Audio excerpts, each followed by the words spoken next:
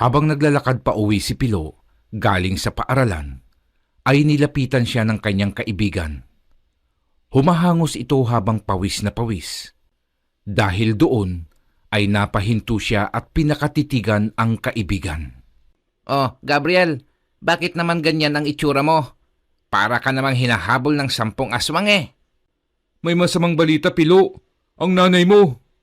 Bakit ang nanay ko? Anong nangyari sa kanya? Nasaan siya? Wala na ang nanay mo, Pilo. Natagpuan siya sa ilog na wakwak na ang kanyang tiyan. Yung mga nilalabhan nga niya nakadagan sa kanya eh. Kahindik-hindik ang nangyari sa nanay mo. Mukhang aswang ang gumawa nito sa kanya, Pilo.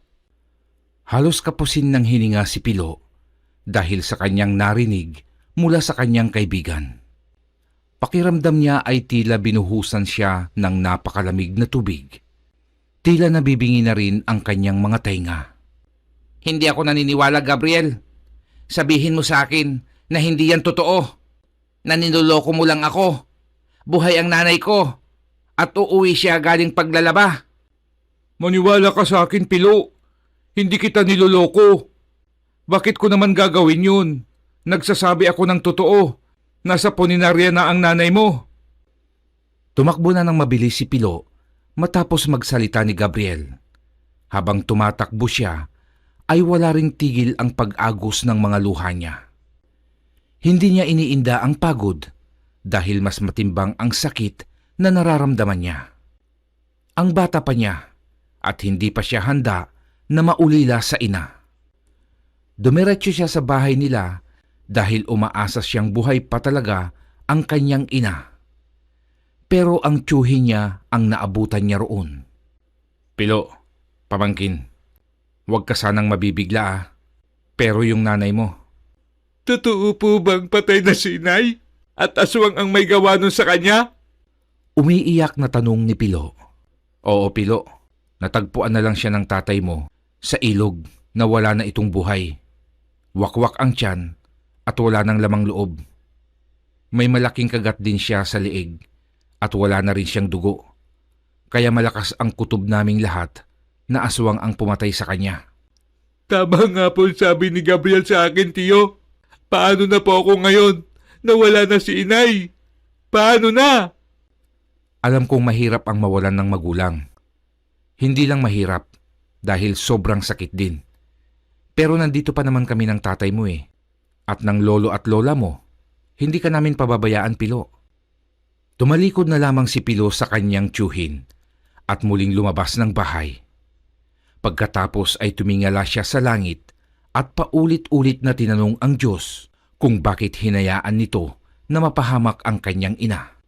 Sa unang araw ng burol ng kanyang ina ay hindi siya umaalis sa tabi nito. Iyak lang siya ng iyak at niyayakap ang kabaong nito. Ilang beses na rin siyang tinawag upang kumain pero tila hindi niya naririnig ang mga ito. Ang nais lamang niya ay manatili siya sa tabi ng kanyang ina. Anak, kagabi ka pa hindi kumakain. Baka kung mapano ka naman yan. Halika na, kumain ka na muna. Pagkatapos mong kumain, saka ka na lang bumalik dito. Sobrang sakit, tay. Para rin akong namatay. Gusto ko na pong sumunod kay nanay. Gusto ko na po. Ano ka ba naman, anak? Alam kong nasasaktan at nangungulila ka sa biglang pagkawala ng nanay mo. Ganun din naman ako eh. Pero kailangan nating magpakatatag. Hirap na hirap din ang kalooban ko. Pero pilit kong kinakaya para sa'yo. Maghihiganti ako, itay. Paghihiganti ako. Lahat ng aswang na makikita ko, papatayin ko. Ipaghihiganti ko si inay. Pero anong laban natin sa mga aswang, anak? Mababangis sila. Malakas at kayang-kaya nila tayong saktan. Mapapahamak ka lang din. Mag-ingat na lang tayo at yan ang dapat nating gawin para wala nang ni isa pa sa atin ang mapahamak. Hindi na lamang umimik si Pilo, pero ikinuyom niya ang dalawa niyang kamao. Galit na galit talaga siya sa mga aswang na pumatay sa kanyang ina. Nang mailibing ang kanyang ina, ay halos ayaw niyang lumabas ng kanyang silid. Ayaw niyang makipag-usap sa mga kasama niya sa bahay. Ni ayaw rin niyang pumasok sa paaralan. Kailangan mo nang pumasok, Pilo. Malapit na ang pagtatapos nyo at sa susunod na pasukan ay high school ka na. Sabi ni inay, siya ang aakyat sa stage para magsabit sa akin ng medalya. Pero wala na siya, kaya ayaw ko na rin pumasok, Tay. Pabayaan nyo na lang ako. Hindi kita pwedeng pabayaan. Anak kita eh. Saka nandito pa naman ako. Ako ang magsasabit ng medalya mo. Pupunta kami nila Tio Ray mo. Maging sina lolo at lola mo. Magpakatatag ka naman, anak. Hindi man lang po nalaman ni Lolo Salve ang tungkol sa pagkawala ni inay. Baka magalit po yun. Yun na nga eh. Hindi naman tayo makapunta sa kanila. Bukod sa malayo, wala tayong pamasahe papunta doon. Malaki pa nga ang utang natin dahil sa pagpapalibing natin sa nanay mo. Pumasok ka na at papasok na rin ako sa trabaho. Tumango na lang si Pilo bilang pagsang-ayon. Naligo nga siya at nagsuot ng uniforme. Ngunit hindi siya sa eskwelahan nagtungo, kundi sa ilog, kung saan sila naglalaba. Ito rin ang ilog kung saan natagpuan ang kanyang ina. Mula nang nangyari iyon, ay wala nang nangangahas na magtungo pa sa ilog para maglaba o maligo. Pinangingilagan na ito ng mga tao. Namulot siya ng mga maliliit na bato at isa-isa itong inihahagis sa tubig habang walang humpay sa pagpatak ang kanyang mga luha. Hoy, mga aswang! Lumabas kayo! Napakasama nyo! Ibalik nyo ang nanay ko! Balang araw, maghihiganti ako! Uubusin ko ang lahi nyo! Nang bigla siyang makarinig ng mga kaluskos, nagmumula iyon sa kakahuyan na nakapalibot sa ilog. Dahil doon ay inihanda niya ang kanyang sarili sa posibilidad na mangyari. Tanging punyal lamang ang dala niya na pagmamay-ari ng Lolo Salvi niya, ang ama ng kanyang ina. Nang magbakasyon ito sa kanila, ay naiwan ito ng matanda. Hindi lamang ito pangkaraniwang punyal, dahil isa itong gintong punyal na sa pagkakaalam niya ay ginagamit ito ng kanyang lolo sa pakikipaglaban sa mga aswang. Isang antingero ang kanyang Lolo Salve, kaya naisa na niyang makarating sa lugar nito upang sabihin ang sinapit ng kaawa-awa niyang ina. Inilabas niya mula sa kanyang bag ang gintong punyal at tinalasan ang pakiramdam. Mas lumakas ang mga kaluskos, kaya napahawak siya ng mahigpit sa punyal. Ngunit ang kaibigan lamang pala niya ito. Ako lang to, Pilo. Bakit mo naman hinahamon yung aswang na pumatay sa nanay mo? Paano kung lumabas ngayon yun? Anong laban natin dun? Sinusundan mo ba ako, Gabriel? Oo, nakita kasi kita kanina na dito ka nagtungo. Alam mo namang mapanganib ang ilog na to.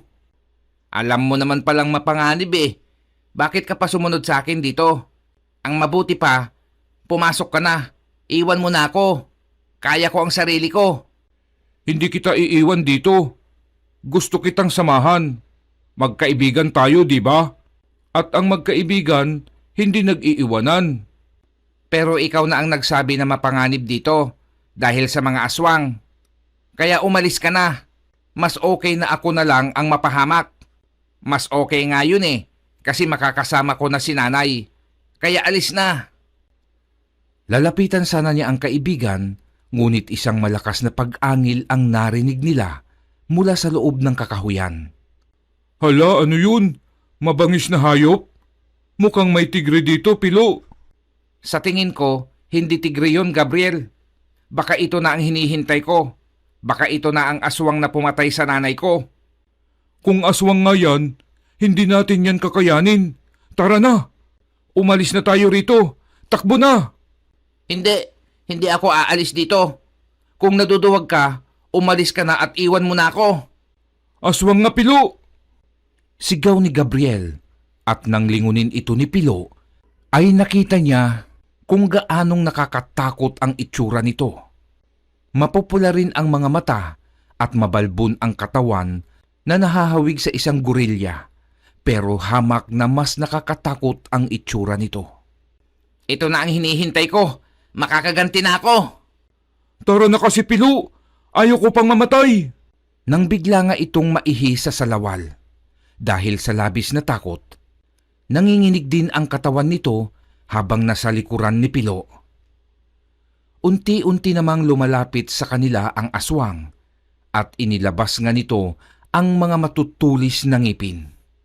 Nang bigla na lang mawalan ng malay si Gabriel. Gabriel! Sigaw ni Pilo at hindi niya namalayan na nakalapit na pala sa kanila ang aswang. Doon pa lamang siya nakaramdam ng takot. Humakbang pa siya paatras upang makalayo, pero nabuwal lamang siya at nabitiwan niya ang punyal. Yuyuko na sana ang aswang upang biktimahin na siya, pero may pumana sa likuran nito, dahilan ng panghihina nito. Lolo, ikaw nga po ba yan? Hindi makapaniwala niyang tanong. Pinulot niya ang nabitiwan niyang punyal at patakbong lumapit sa matanda. Ako nga, apo ko. Ang laki mo na. Niyakap naman ni Pilo ang matanda at nagpasalamat siya dahil sa pagliligtas nito sa kanya. Dahil kung hindi ito dumating, malamang ay nasaktan na siya ng aswang, maging ang kaibigan niya. Paano mo pong nalaman na nandito ako sa ilog, Lolo? Saka buti po, pumunta ka rito. Dahil meron po kayong dapat malaman. Alam ko na ang lahat, apo. Galing na ako sa inyo. Sinabi na sa akin ng lolo at lola mo ang nangyari sa anak ko. At aswang daw ang may kagagawan kung bakit siya namatay. Tapos ngayon, muntik ka nang makain ng aswang na yan. Malakas ang kutob ko na nandito ka. Kaya kaagad akong nagtungo rito. Hindi nga ako nagkamali. Saktong-sakto ang dating ko. Ang galing mo po talaga, Lolo. Sa wakas po, nakapaghiganti na po tayo. Naipaghiganti na po natin si nanay. Isang pana lang po, napatay mo na ang aswang. Oo nga po. May lason ang panang tumarak sa katawan niya. At may basbas ng banal na tubig. Tignan mo, umusok na ang balat niya. Nilingon niya itong muli at nakita mismo ng kanyang mga mata ang pagbabagong itsura nito. Nag-anyong tao ito. Napaawang ang kanyang mga labi matapos niyang mamukaan kung sino ito. Kikilala ko po yan, Lo. Siya po yung bagong lipat sa dulong bahay. Aswang po pala yan. Minsan na pong nakaaway yan ni nanay dahil po sa mga alaga naming manok na tuwing magagawi sa kanila ay hindi na po nakakauwi. Ibig sabihin, kilala lang pala ng anak ko ang pumatay sa kanya. Galit na sabi ng matandang lalaki at kumuha ito ng malaking bato. Walang kahirap-hirap itong binuhat ng matanda at idinagan sa katawan ng aswang. Para itong lata na napipi dahil sa bigat ng malaking bato na dumagan dito. Manghang-mangha naman si Pilo sa kanyang nasaksihan. Tunay na kakaiba ang lakas na taglay ng kanyang lolo Salve. Nang makita nga rin iyon ni Gabriel, ay muli itong hinimatay. Hinimatay na naman si Gabriel? Ano ba yan? May kasama ka pala, Hapo. Opo, kaibigan ko po siya. Sabi ko nga po kanina, umalis na siya eh. Pero ayaw niya raw po akong iwan. Tapos ayan, hihimatayin lang pala sa takot. At nung magising na, hinimatay ulit. Siya nga pala, Lo. May kutob po ako na aswang din ang dalawa pang kapatid niyang napatay mong aswang. Kung ganon, ay matitikman din nila ang ganti ko. Hindi ako papayag na hindi makakamit ng anak ko ang hustisyang nararapat para sa kanya. Tama po. Buhay ang kinuha nila, kaya buhay din po ang kapalit. Halika, dalhin mo ako sa kanila. Ora mismo ay papaslangin ko sila. Opo, sige po. Pero kuhanin po muna natin ang kaibigan ko. Oo nga pala. Binuhat nga ng matandang lalaki si Gabriel. Pero sa kalagitnaan pa lang ng kanilang paglalakad, ay nagising na ito. Uy! Aswang! Aba, loko to ah. Ginawa pa akong aswang. Mukha bang aswang ang lolo ko, Gabriel? Ang gwapo-gwapo niya, pagkakamalan mong aswang? Bumaba ka na nga. Totale, gising ka naman na. At baka maihagis lang kita. Sorry na po. Akala ko po kasi natangay na ako ng aswang eh. Nakita ko po kanina. Napakalakas mo po. Paano mo po nagagawa yun? Kahit nga siguro 10 tao, hindi yun makakayang buhatin dahil sa bigat ng batong yun. Nagkatingin na naman ang maglolo at sabay na natawa. Ngunit hindi na nila sinagot pa ang katanungan ni Gabriel. May pakiusap lang sana ako sa'yo, Gab. Sana walang makaalam ng mga nangyari. Huwag mo na lang ikwekwento kahit kanino. Lalo na yung kakaibang lakas ni Lolo. Makakaasa ba ako? Oo naman. Makakaasa ka na wala akong pagsasabihan. Pero maaari ko bang malaman kung bakit napakalakas ng lolo mo? Dahil ito sa gininto ang medalyon ko. At hindi lang yon, dahil din ito sa mutya ng palos. Kaya malakas ako at maliksing gumalaw. Nakakamangha naman po. Talaga po palang may mga taong malalakas. Nabibili po ba yan? Gusto ko sanang bumili eh. Palabiro din pala itong kaibigan mo, Apo. Bata, hindi ito nabibili. Malapit na tayo sa bahay niyo, Gab. Napahinto naman sa paglalakad si Pilo nang matanaw niya ang 2 kalalakihan na nasa labas ng bakod at tila may minamanmanan. Sige na, Gab. Uwi na. May lakad pa kami ni Lolo. Okay, sige. Nang makaalis na nga ang kaibigan ni Pilo, ay kinalabit niya ang kanyang lolo at ininguso ang 2 lalaki. Bakit, Apo? Sino ba yung mga yan? Sila po yung kapatid ng napatay mong aswang sa ilog. Ano? Makakaganti na pala ako kaagad. Pero, teka lang, Lo. May makakakita po sa inyo. Humanap po tayo ng magandang tiyempo bago mo po paslangin ang 2 yan. Mukhang may minamanmanan ang mga yan ah. Baka naghahanap ng muling mabibiktima. Ang hindi nila alam, eto na ang huling araw nila sa mundo. Medyo napalakas ang pagkakasabi ng matanda. Kaya napalingon sa kanila ang 2 lalaki. Nanlilisik ang mga mata nito, pero agad ding napaatras. Mukhang nararamdaman nila ang kakaibang lakas ng matanda. Ngunit nginitian naman ito ng matanda. Mga iho, may kailangan ba kayo sa nakatira sa bahay na yan? Sumagot naman ang isa sa mga ito at sinabing nais lamang nilang manghingi ng gulay. Tinanguan naman iyon ni Salve at nagkunwaring naniniwala siya sa itinugon nito. Nagpatuloy na ulit sila sa paglakad at nagkubli sa malaking puno ng sampalok. Saan po natin sila pupuntahan mamaya, Lo? Sa bahay ba nila? Oo, doon tayo magtutungo mamayang gabi. Tignan mo, Lo. Umalis na sila. Mukhang may pupuntahan ang mga yan. Baka hinahanap na nila ang kapatid nila. Ang hindi nila alam ay nasa ilalim na ng malaking bato. Ngayon ay mararamdaman din nila ang nararamdaman natin. Pero ilang oras na lang ay susunod na sila sa kapatid nila. Hindi man natin alam kung sino sa kanila ang pumatay sa nanay mo. Ang importante, maubos natin sila. Dahil sigurado akong marami pa silang mapapatay. Muli na silang naglakad hanggang sa makauwi na ng bahay. Hihintayin nilang maggabi bago lumusob sa bahay ng mga aswang.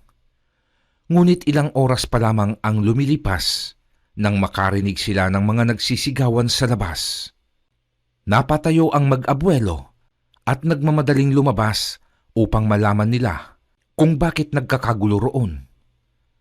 Paglabas nila ay nakita nila na mayroong 2 aswang. Kung ano ang itsura ng aswang sa ilog, ay ganoon din ang itsura ng mga ito. Kung kaya't batid na ng mag-abuelo kung sino ang mga ito. Halatang galit ang mga aswang at nanunugis ng mga taong makikita sa labas. May dugo na rin ang bunganga ng mga ito, kaya malamang ay may mga nabiktima na ang magkapatid na aswang. Lolo, mukhang alam na po nila na patay na ang kapatid nila. Kaya nagagalit sila at nagpalit na sila ng anyo. Pwes, Ito na ang oras ng kamatayan nila. Wala na akong pakialam kung makita ng mga tao ang pakikipaglaban ko. Hinubad naman ng matandang lalaki ang suot niyang mutya at isinuot kay Pilo. Ano tolo? Yan ang mutya ng palos. Sa'yo na yan. Magmula ngayon ay antingero ka na rin. Kakailanganin mo yan dahil lubhang mapanganib na rito sa baryo nyo. Lumabas naman mula sa bakod ang matanda at sinigawan ang aswang na nanghahabol pa rin ng mga tao. Ako ang harapin nyo! Huwag ang mga ordinaryong tao! Dahil ako ang pumatay sa kapatid nyo. Pinatay nyo ang anak ko, kaya papatayin ko rin kayo! Ibinuka ng mga aswang ang kanilang bunganga at kitang-kita ang maiitim at matutulis na mga ngipin ng mga ito. Ang isa ay lumundag pa sa ere. Ngunit bago pa man ito tuluyang makababa, ay natagpas na ni Mang Salve ang katawan nito gamit ang kanyang napakatalim na itak. Nahati ang katawan ng isang aswang dahilan upang mas sumidhi ang galit ng isang aswang. At dahil ito na lang ang natitirang buhay, ay umatake na rin ito sa matanda. Mas malakas ito kumpara sa isa dahil nagawa nitong makalmot ang braso ni Mang Salve. Pero hindi ito ininda ng matanda at dahil iisa na lang ang anting-anting na suot niya, ay nabawasan ang lakas niya. Nakatayo lamang si Pilo habang pinapanood ang nangyayari. Hindi pa kasi niya alam kung paano makipaglaban at kung paano gamitin ang kapangyarihang taglay ng mutya ng palos. Hindi naman ininda ng matanda ang mga natamo niyang sugat mula sa mahahaba at matutulis na kuko ng aswang. Hinayaan lamang niyang tumulo ang mga dugo at kalaunan ay naghilom din ito. Nagtaka ang aswang kung paano nangyari iyon. Kaya muli sana itong susugod kay Mang Salve, pero naunahan na siya ng matanda. Iwinasiwas ng matanda ang hawak niyang itak, kaya natamaan ito sa muka. Nagtamo ito ng malaking sugat sa muka. Humiyaw ito ng napakalakas at akmang tatakas na lang sana, pero hinabol ito ni Mang Salve. Tumakbo na rin si Pilo at nagtaka siya kung bakit tila napakaliksinan niyang tumakbo, dahil naunahan pa niya ang aswang at ngayon ay nasa harapan na niya ito. Lumayas ka dyan kung ayaw mong patayin din kitang kagaya ng nanay mo! Natigilan si Pilo sa kanyang narinig mula sa aswang. Dahil ito pala ang pumatay sa nanay niya at hindi ang naunang napatay ng lolo niya. Umatras lamang siya upang makabuelo at matulin siyang tumakbo para maitulak ito. Matagumpay ngang naitulak niya ang aswang at bumagsak ito sa lupa, pero mabilis din itong bumangon. Pero bago pa man ito tuluyang makatayo, ay tinagpas na ni Mang Salve ang ulo nito. Tumilapon ang ulo nito at sumagitsit ang dugo. Napakalansa at napakabaho ng dugo nito. Ang galing mo, Apo! Ako ho! Parang mali po ah. Ikaw po ang magaling dahil ikaw po ang nakapatay sa 3 aswang. Magaling ka rin. Naitulak mo nga siya eh. Kaya hindi na ako nahirapan pang tapusin ang buhay niya. Nang malaman ng mga tao na patay na ang 2 aswang, ay naglapitan ang mga ito at nagpasalamat. Ayon sa kanila ay hindi nila alam na napasok na pala ng mga aswang ang baryo nila. Walang anuman. Tutulong at tutulong kami sa abot ng makakaya namin. Sa ngayon ay makakatulog na kayo ng mahimbing dahil wala na ang aswang na manggugulo sa inyo. Wala nang buhay ang muling mawawala dahil sa mga salot na yan na ipaghiganti ko na ang anak ko, maging ang iba pang biktima ng mga aswang. Natanaw din naman ni Pilo ang kanyang lolo at lola. Tumatakbo ang mga ito at bakas sa muka ang pag-aalala. Nabalitaan raw kasi nila sa palengke ang nangyari kaya sila umuwi. Ganoon din si Tonyo na umuwi mula sa trabaho. Tay Salve? Ako nga ito, Tonyo. Umuwi ako rito dahil labis ang kaba na nararamdaman ko noong mga nakaraang linggo pa. Yun pala ay dahil wala na ang anak ko. Pero naipaghiganti ko na siya. Napatay ko na ang mga aswang na pumatay sa kanya. Yung huli pong napatay ni Lolo, yun pala ang pumatay kay nanay. Sinabi niya mismo sa akin kanina bago ko siya itulak. Itulak? Naitulak mo ang aswang? Paano mo nakaya yon? Dahil po sa... Hindi na naituloy ni Pilo ang sasabihin. Matapos na sumabat si Mang Salve. Ang mabuti pa, umuwi na tayo. Nagugutom na ako eh. Ang haba ng biyahe ko tapos napasabak ako agad sa labanan. Makalipas ang 1 linggo, ay nagpapaalam na si Mang Salve. Uuwi na ito sa kanyang probinsya. Lo, baka pwedeng huwag ka na munang umalis. Kasi po, malulungkot po ako. Gustuhin ko mang magtagal, Apo. Pero hindi pwede. Maraming umaasa sa akin doon. Sa totoo lang, ay marami ring aswang sa lugar namin. Yang ipinamana ko sa iyong mutya ng palos. Ingatan mo sana yan. Huwag mo ring ipagyayabang at mas lalong huwag mong gagamitin sa kasamaan. Alam ko naman na mabuti kang bata. Kaya makakaasa ako na gagamitin mo yan sa kabutihan at sa pagtulong sa kapwa. May nakalimutan nga po pala akong ibalik sa inyo, Lo. Yung punyal nyo po. Sandali lang po kukunin ko lang po sa kwarto. Hindi na, Apo. Sa'yo na yon. Ingatan mo yun Huwag mong iwawala. Opo, Lolo. Lahat po ng ibinigay nyo sa akin ay iingatan ko. Maraming salamat po. Mag-iingat po kayo at sana po muli po kayong makabisita dito sa amin. Oo naman. Bibisita ulit ako rito. Yun nga lang ay hindi ko alam kung kailan. Basta kapag may sapat na panahon ako, babalik ako dito at muli tayong magkakasama, Apo.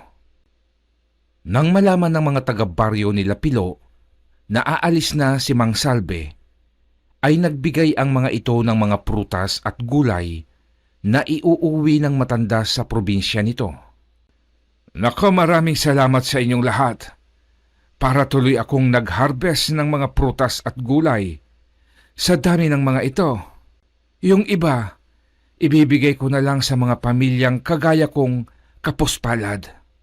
Maraming salamat ulit at mag-iingat kayong lahat. Nang makaalis na nga ang matanda, ay labis na nalungkot si Pilo. Araw-araw niyang pinagmamasdan ang mutya ng palos na ipinamana sa kanya ng kanyang Lolo Salve. Bakit na naman malungkot ang pamangkin ko? Dahil ba sa pag-alis ng Lolo Salve mo? Opo, Tiyo. Siya nga po pala. Hindi po ba't magaling po kayong humawak ng mga armas? Gaya ng itak at espada? Naku, pamangkin. Medyo lang naman. Hindi naman ako ganun kahusay. Bakit mo nga pala natanong? Nais ko po sanang magpaturo, Tiyo. Gusto kong maging kasing husay ni Lolo Salve pagdating sa pakikipaglaban. Sabi kasi niya sa akin, ako raw ang susunod sa yapak niya. Balang araw daw ay magiging kagaya niya ako na manunugis ng aswang. Ganun ba? Sige, tuturuan kita ng mga nalalaman ko. Sa hapon, doon sa kakahuyan sa ilog. Pagtapos ng klase mo, doon na tayo magkita. Ayos ba yon? Ayos po. Marami pong salamat, Tio Ray. Matamis ang ngiting pinakawalan ni Pilo at yumakap ito sa kanyang tiyuhin. Tuwing hapon nga pagkatapos ng klase niya, ay nagtutungo siya sa kakahuyan upang mag-ensayo. Ang una nilang pinagsanayan ay patpat lamang. Habang unti-unting humuhusay si Pilo, ay totoong armas na ang ginagamit nila. Ginagamit din nila ang kakayahan ng mutya upang mas maging malakas at mas magaling siya. Hindi mo na kailangan mag-ensayo pa, Pilo. Napakagaling mo na eh. Dinaig mo pa ako. Salamat po, Tiyo. Magagamit ko ang lahat ng natutunan ko sa inyo. Dahil doon ay bumalik ng muli ang sigla ni Pilo 2 beses sa isang taon din siyang binibisita ng kanyang lolo Salve. Nang magkolehiyo na siya, ay sa Maynila niya naisipang mag-aral. Suportado naman ng kanyang ama ang desisyon niyang iyon. Ngunit nang nasa syudad na siya, ay labis siyang nanibago, lalo na sa ingay ng mga tao roon at ang ingay ng ilang mga sasakyan. Wala ring pumapansin sa kanya dahil alam ng mga ito na sa probinsya siya nanggaling. Isang araw habang pauwi siya sa tinutuluyan niyang boarding house, ay nakita niyang may isang grupo ng kalalakihan. Sumisigaw ang mga ito na tila may pinagkakaguluhan. Hindi niya malaman kung ano yon, kaya mas lalo siyang lumapit sa mga ito. Nang matanaw niyang isang babae ang pinagkakaguluhan ng mga ito, ay agad siyang sumigaw, kaya nakuha niya ang atensyon ng mga ito. "Hoy! Sino ka bang kutong lupa kang nangingialam, ha? Hindi mo ba ako kilala? Ako lang naman ang siga sa lugar na ito. Umalis ka na ngayon din. Kung ayaw mong magkabali-bali ang mga buto mo. Wala akong pakialam kung ikaw ang siga sa lugar na to. Mali ang ginagawa niyo sa babae. Ang babae, iginagalang, hindi pinaglalaruan. Pakawalan niyo siya kung ayaw niyong samain sa aking lahat." "Aba, ang yabang mo ah. Bakit ha? Sa tingin mo ba, kaya mo kaming 7? Hindi. Baka sa akin pa lang, tumaob ka na eh. Bibilangan ko kayo hanggang 5. Kapag nasa 5 bilang na ako at hindi nyo pa siya pinakawalan, uuwi kayo na puro black eye. Black eye lang pala eh. Kami naman, uuwi kang walang makikitang liwanag. Pakialam mero ka. Laban ko to ah. Walang makikialam sa inyo." Mabilis siyang sinuntok ni Alan, ang nagpapakilalang siga sa lugar na iyon. Pero mabilis din siyang nakailag. Muntik pang ang masubsob ang lalaki, pero kaagad niya itong hinawakan sa batok at tinayo. "Paano mo naman ako bubugbugin yan kung masusubsob ka? Bitiwan mo ako!" Sigaw ni Alan at muling nagpakawala ng suntok na muli na namang naiwasan ni Pilo. "Paano ba yan? Nakakadalawa ka na, pero naiilagan ko. So ako naman." Sinuntok ni Pilo ang mukha nito, kaagad itong bumagsak sa simento at nawalan ng malay. "Oh, nakatulog ka agad? Good night kung ganon. O kayo, sino rin sa inyo ang gustong makatulog ka agad?" Walang kumibo sa mga kasama ni Alan at kaagad nang kumaripas ng takbo. "Ang yayabang, duwag naman pala. Babae lang ang kaya niyo eh." Nilapitan naman niya ang dalaga na noon ay nakaupo na at nakadukduk sa mga braso. Umiiyak ito at nanginginig sa takot. Miss, huwag ka nang umiyak. Ligtas ka na. Hindi ka na ulit pagtritripan ng mga lalaking yon." Dahan-dahan naman itong nag-angat ng tingin sa kanya at sandali siyang tinitigan. Tumayo ito at laking gulat niya nang bigla itong yumakap sa kanya. Umiiyak pa rin ito habang nagpapasalamat. "Tama na, ayos lang yon. Kahit sino namang tao ang makita ko na ginaganon, tutulungan ko rin eh. Ako nga pala si Pilo Cruz. Ikaw, anong pangalan mo?"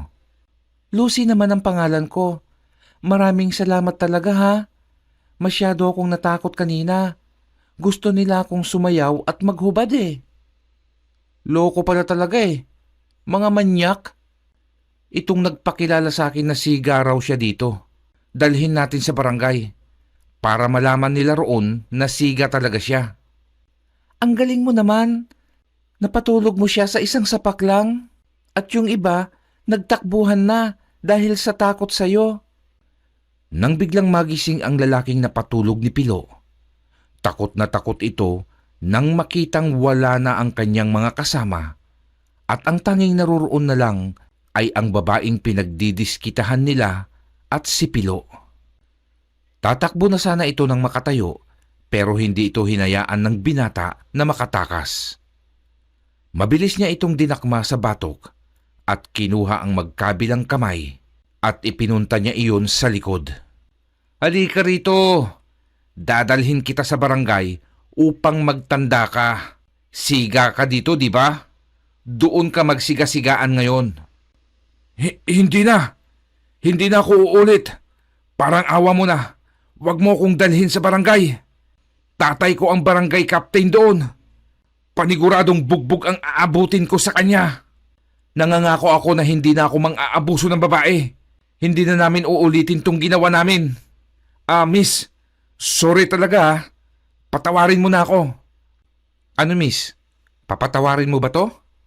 Kasi kung hindi, dadalhin ko talaga to sa tatay niya na kapitan pala. Sumagot naman ang dalaga at sinabing pinapatawad niya na ito. Basta wag lang uulitin ang ginawa kahit sa kanino mang babae.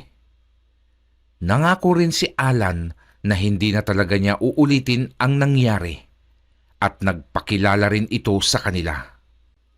Pero bago ito tuluyang bitiwan ni Pilo, ay pinitik na muna niya ito sa noo.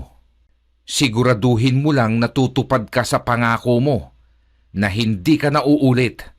Dahil kung hindi, aabot yang dila mo sa leeg mo. Maliwanag ba? Opo. Opo. Tugon ng lalaki. Sabay takbo ng mabilis. Sabay namang natawa si Lucy at Pilo. Dahil nga sa nangyari, ay nagpresenta na ang binata na siya na ang maghahatid dito pauwi. Ang unang beses na pagkikita nilang iyon ay muling nasundan, hanggang sa dumadalas na ang pagkikita nila at unti-unti nang nagkakapalagayang loob. Ngunit nang balak na sana ni Pilo na aminin ang kanyang nararamdaman para sa dalaga, ay nakatanggap naman siya ng sulat mula sa kanyang ama. Nakasaad dito na pumanaw na ang kanyang lolo Salve. Halos mawala sa sarili si Pilo nang malaman niya iyon, lalo na nang malaman niyang mga aswang ang nakapatay dito. Kaagad siyang bumiyahe pa uwi ng Iloilo. Hindi na niya nagawang magpaalam sa universidad kung saan siya nag-aaral dahil wala na siyang balak pang bumalik sa Maynila. Nang makabalik siya sa kanilang probinsya, ay bumiyahe naman sila patungo sa probinsya ng lolo Salvi niya. Ngunit nang makarating sila, ay nailibing na ito. Labis ang kalungkutan at pagdadalamhati na nararamdaman ng binata dahil sa sinapit ng kanyang pinakamamahal na lolo Salve. Nalaman nila sa mga tao roon na sumugod daw ang matanda sa mga kuta ng aswang at doon na pagtulungan. Dahil mag-isa lamang ito nang sumugod.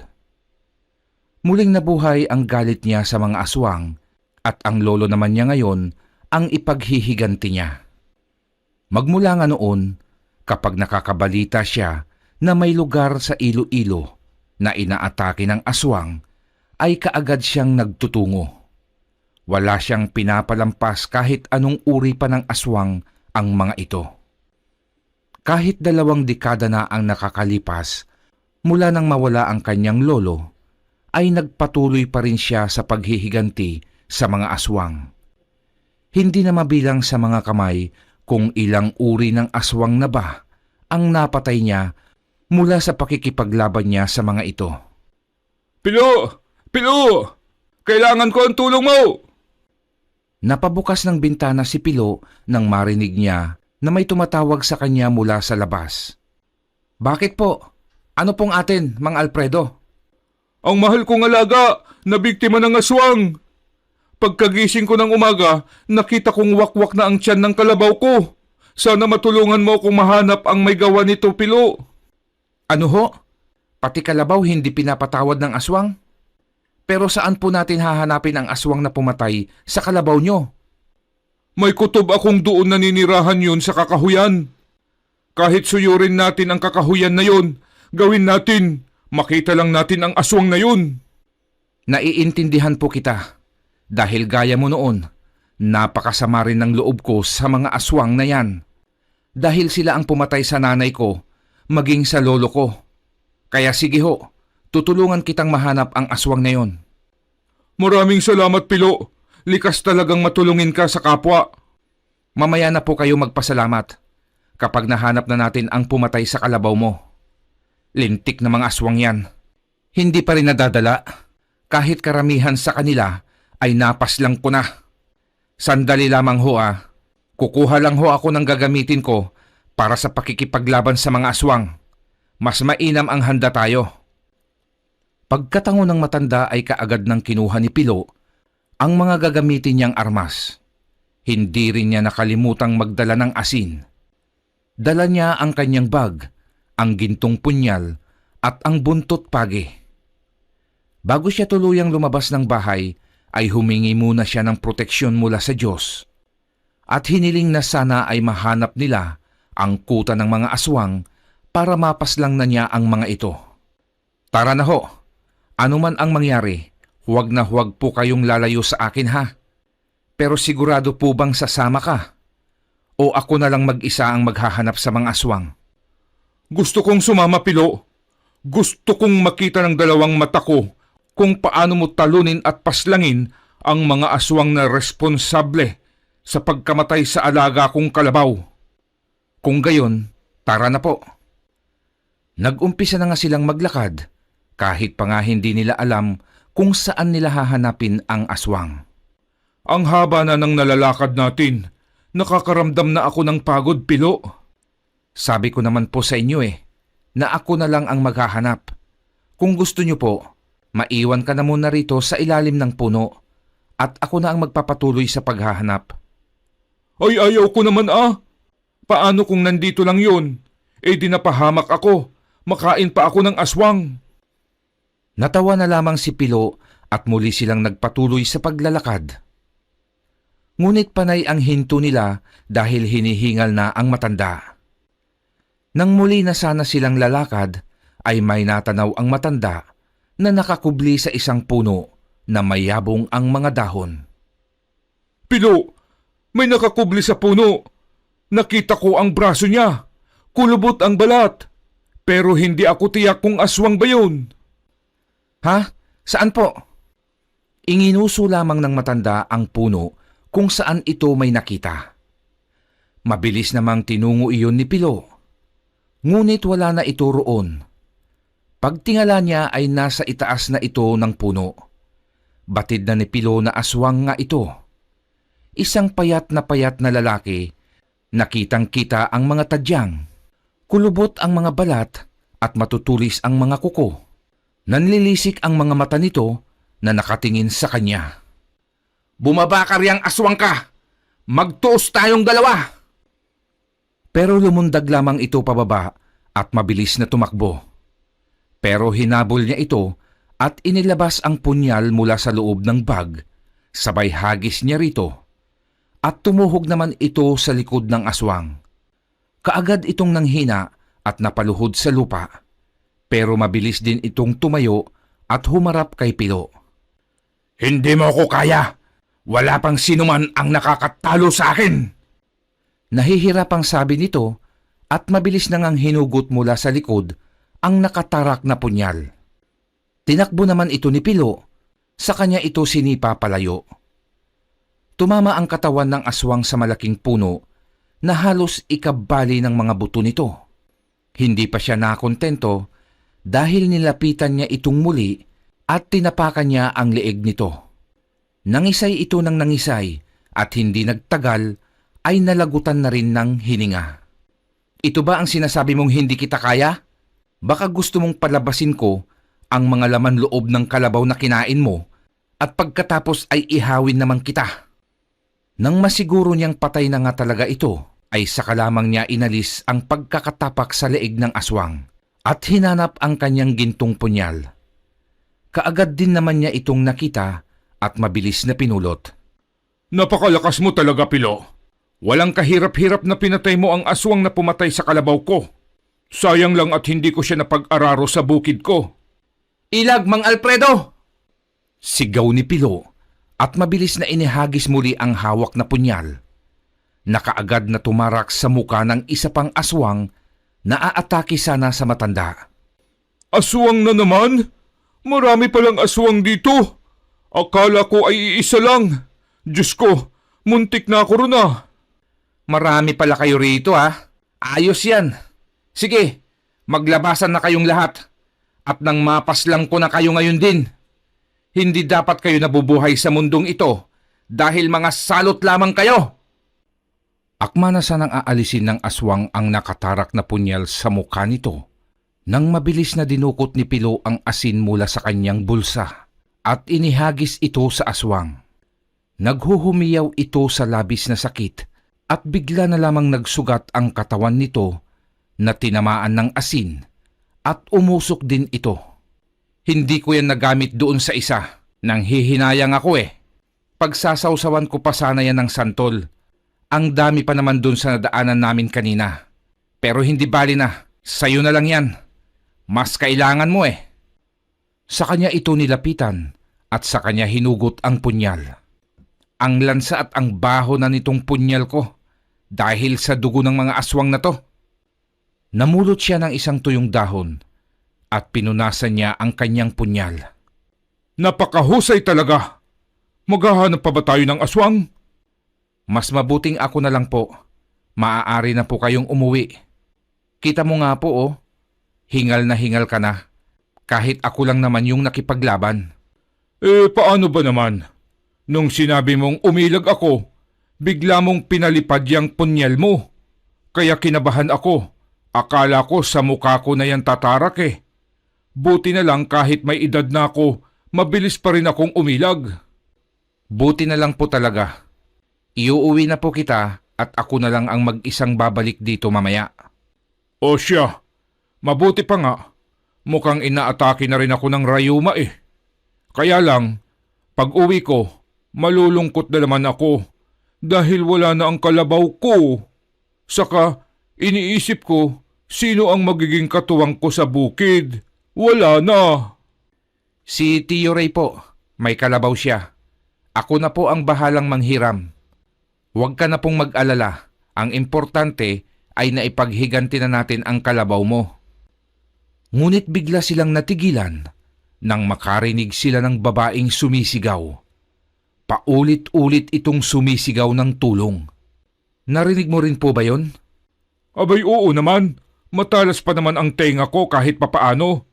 Ang hindi ko lang alam ay kung saan nanggagaling yung boses na yun. Halika po, hanapin natin. Hinanap nga nila Pilo at Mang Alfredo ang pinagmumulan ng ingay na yon. At habang lumalakad sila, ay lumalakas sa pandinig nila ang mga sigaw at pag-iyak ng babae. Hindi nagtagal ay natanaw na rin nila ito. Isang napakagandang babae ang nakagapos sa puno. Malamang aswang ang may kagagawan yan. Iligtas natin, Pilo. Hiwain mo yung mga tali na nakagapos sa kanya hanggat walang aswang. Sumigaw ngang muli ang babae at humihingi ulit ito ng tulong. Iba ang kutob ko sa babaeng ito. Mukhang nililin lang tayo. Mahinang sabi ni Pilo at lumapit sa babaeng nakagapos sa puno. Pilit niyang tinitignan ang mga mata nito, ngunit nag-iiwas ng tingin ang dalaga. Bakit hindi mo ako matignan sa mga mata? Bihag ka nga ba?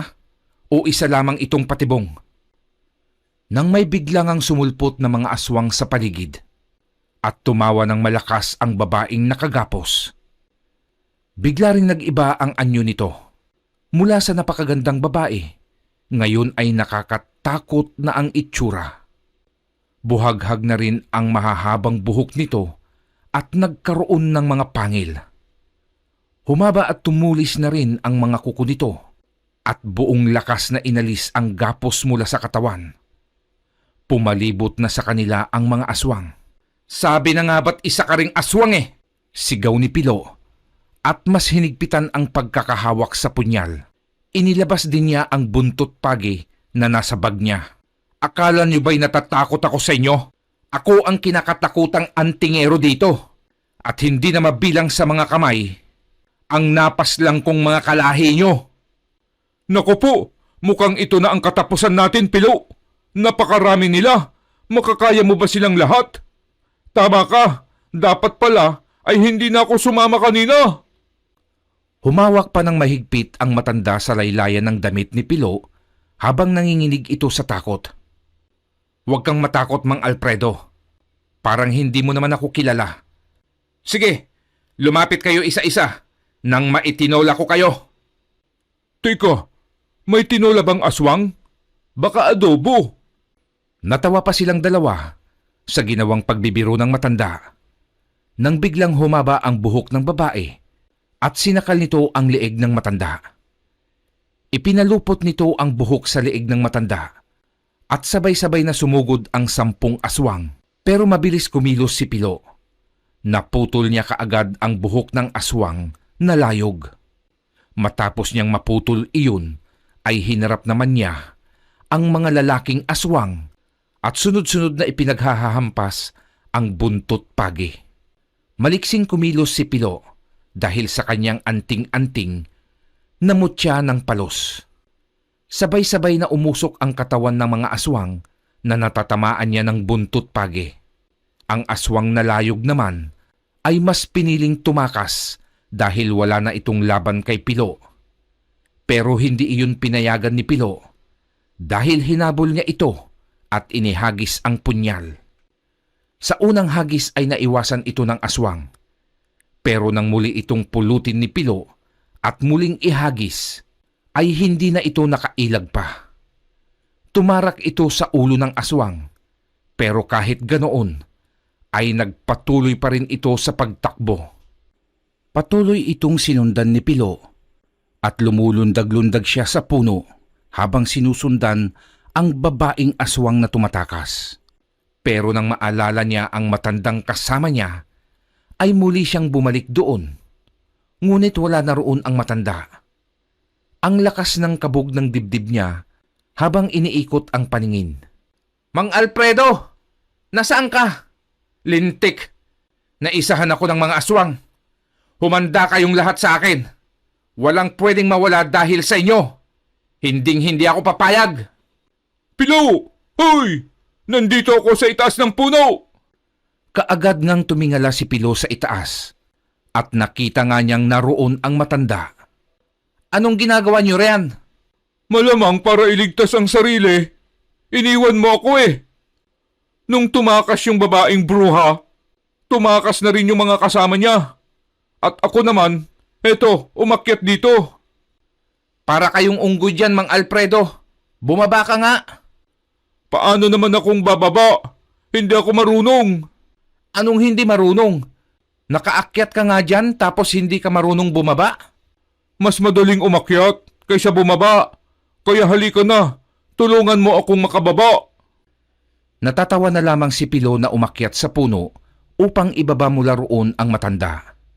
Nanghihinayang po ako, Mang Alfredo. Nasaktan ko lang sila, pero hindi ko sila napatay. At alam kong magpapagaling lang ang mga yon. Tapos mambibiktima na naman ulit. Pero ang importante, nalagasan sila ng dalawa. Saka matatakot na yung mga yon. Katatakutan ka na nila. Kasi mantakin mo ang dami nila. Tapos nag-iisa ka lang, pero hindi ka nila kinaya. At alam nilang hindi ka nila kaya. Kaya tumakas na lang sila. Babalik ako dito. Malakas ang pakiramdam ko na may kuta rito ang mga aswang na yan. Paano mo nga pala nalaman na aswang yung babaeng nakagapos? Ang ganda niya nung una. Hindi siya sa akin makatingin ng diretsyo eh. Saka nung makita ko siya, imbis na awa yung mararamdaman ko, pagtataka kaagad yung naramdaman ko eh. Ibig lang sabihin yan, malakas ang pakiramdam mo pagdating sa mga aswang. Tumango lamang si Pilo at nagmadali na silang maglakad upang makalabas na sa kakahuyan. Inihatid na rin niya ang matanda at tinulungan na itong ilibing ang alaga nitong kalabaw. Pagkatapos ay doon na siya pinakain. Maraming salamat ulit, Pilo. Laging bukas ang palad mo sa pagtulong sa mga nangangailangan ng tulong mo. Walang anuman po yun, Mang Alfredo. Sige po, uuwi na ako. Sige, mag-iingat sila sa'yo. Nginitian lamang ito ni Pilo at umalis na sa bahay ng matanda. Kinabukasan ay nagtungo nga siyang muli sa kakahuyan. Ngunit wala nang aswang na nagpakita sa kanya. Hanggang sa makarating siya sa ilog, ay wala pa rin siyang nakikitang aswang. Ngunit sa paglalakad pa niya, ay may natanaw siyang mga sirang kubo. Hindi ito kalayuan sa kinatatayuan niya. At may isang lalaki ang nakatanaw sa kanya. Ngunit mabilis din itong nawala sa paningin ni Pilo. Tumakbo na siya upang marating ang mga kubo. Sira-sira na nga ang mga ito at nakakasulasok ang amoy sa paligid. Halos maduwal siya dahil hindi niya kinakaya ang amoy. Ngunit hindi maalis sa isipan niya ang lalaking nakita niya kanina, kaya nag-ikot-ikot pa ito. May isang kubo roon na umagaw ng atensyon niya dahil napupuno ito ng langaw at mas lalong tumatapang ang nakakasulasok na amoy. Sinipa niya ang pinto at tumambad sa kanya ang isang bangkay ng lalaki. Wala itong saplot, wakwak ang tiyan at butas ang dibdib.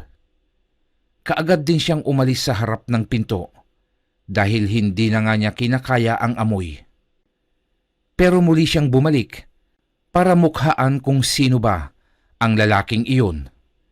Pero hindi ito pamilyar sa kanya. Malamang ay taga-ibang barangay ito. Nang bigla siyang makakita ng isang anino, kaya mabilis niya itong nilingon. Paglingon niya ay nakatutok na sa kanya ang hawak nitong itak. Kinausap naman niya ang lalaki na sa palagay niya ay ito ang nakita niya kanina. Ibaba mo ang itak mo, hindi ako kaaway.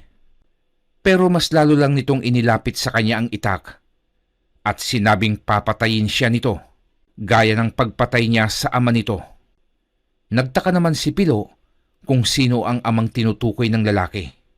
Gayong wala naman siyang napapatay na tao, kundi mga aswang lamang. Dahil sa paghihiganti mo sa mga aswang, napatay mo ang tatay ko.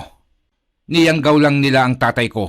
Nakiusap siya sa iyo na huwag mo siyang papatayin dahil niyanggaw lamang siya at hindi pa siya ganap na aswang noon, pero hindi mo siya pinakinggan at pinatay mo pa rin siya. Sabihin mo sa akin kung ano ang pinagkaiba mo sa mga aswang na kinamumuhian mo, sa mga itinuturing mong salot. Dahil sa iyo, nawalan ako ng ama. Kung pinaniwalaan mo lang sana siya at tinulungan, baka gumaling pa ang tatay ko. Pinatay mo siya, kaya papatayin din kita. Sabay iwinasiwas nito ang itak sa kanya, pero mabilis niya itong naiwasan. Muli niyang kinausap ang lalaki at humingi siya ng tawad, pero sarado na ang isip at puso nito, na ang tanging gusto lang ay ang makaganti sa kanya. Kung hindi ko yun ginawa, ako naman ang masasaktan niya. Unti-unti na siyang nagiging aswang, at kapag natuluyan siyang maging aswang, makakapanakit siya at makakapatay na siya ng mga tao. At hindi ka na rin niya makikilala o maaalala. Kung may dapat sisihin dito, yun mga aswang yun, hindi ako. Ngunit may bigla na lamang lumundag mula sa likuran ng lalaki at mabilis nitong tinusok ang likod ng binata gamit ang mga matatalim at matutulis nitong mga kuko. Mabuti na lamang at nailabas kaagad ni Pilo ang punyal na siyang inihagis niya dito at sinabayan niya ng paghampas ng buntot pagi. Hindi niya ito tinigilan hanggat hindi niya ito napapaslang. Ayos ka lang ba? Kailangan kong gamutin ang mga sugat mo. Hinawakan niya ang ulo ng lalaki. Saka siya pumikit at umusal ng dasal. Unti-unti namang naghihilom ang sugat ng lalaki. Maraming salamat. Kahit muntik na kitang mapatay, tinulungan mo pa rin ako. Wala yun. Humihingi ulit ako ng tawad sa iyo. Ano nga palang ngalan mo? Ako si Ricky. Madalas akong bumalik dito. Kasi nagbabakasakali akong makakakita ako ng aswang. Gaya mo, naghihiganti rin ako sa kanila. Niyanggaw nila ang tatay ko. Pero mula nung mapatay mo ang ibang kasamahan nila, ay nag-alisan na sila dito. Mukhang natakot sila na matuntun mo ang kuta nila at mapas lang silang lahat. Pero bago pa nila tuluyang lisanin itong kuta nila, Nakapangbiktima pa sila ng tao. At ayan nga, yang nasa loob ng kubo na yan.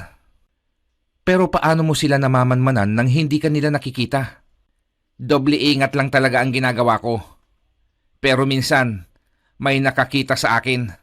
Akala ko katapusan ko na noon. Mabuti na lang at may dala akong armas at pangontra sa aswang.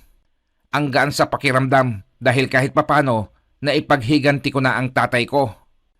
Tama ka, kahit ako nun. Nung mapatay ni Lolo ang mga aswang sa baryo namin, kahit papaano ay gumaan ang pakiramdam ko. Pagkatapos nilang mag-usap, ay kinuha naman nila ang bangkay na nasa loob ng kubo. At sila na ang naghukay ng libingan nito. Hindi na rin nila ipinagsabi ang tungkol dito. Naging magkaibigan sina Ricky at Pilo. At madalas na rin silang bumalik sa dating kuta ng mga aswang. Pero wala na ni isa ang bumalik na aswang mula noon. Kaya nagdesisyon na silang sunugin na lamang ang mga kubo. Tuluyan na ngang naglaho ang mga aswang sa takot ng mga ito na maubos ang kanilang lahi. Sa ngayon ay nahanap na rin ni Pilo ang babaeng makakasama niya habang buhay. Ang buong akala niya ay magiging katulad niya ang kanyang Tiyo Ray na matandang binata. At dahil may sarili na siyang pamilya, nangako siya sa sarili niya na walang sinuman ang makakalapit sa mag-iina niya dahil muli niyang ibabalik ang bagsik niya pagdating sa pakikipaglaban, lalo na sa mga aswang. Wakas. Marami pong salamat sa inyong pakikinig mga mahal kong kakilabot. Pasensya na po kung wala tayong shoutout ngayon, pero nangangako po ako na sa susunod nating kwento ay magkakaroon po tayo ng shoutout. Marami pong salamat muli at ingat po kayong lahat.